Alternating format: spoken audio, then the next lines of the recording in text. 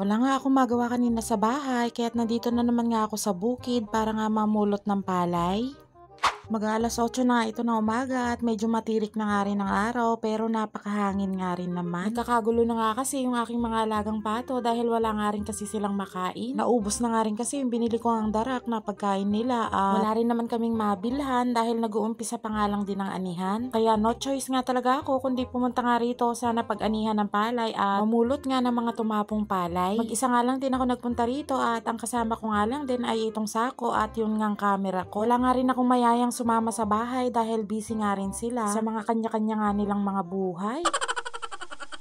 Pero okay nga lang din naman sa akin na wala nga rin akong kasama at para makapamulot nga ako na maayos at wala nga akong kasamang nagrereklamo. Buti na nga rin at napakahangin dahil hindi ko nga ramdam yung ang init ng araw. Gandang-ganda nga rin ako dito sa mga uhay ng palay dahil napakatitimis nga ng butil at ang sarap nga rin nilang kurutin.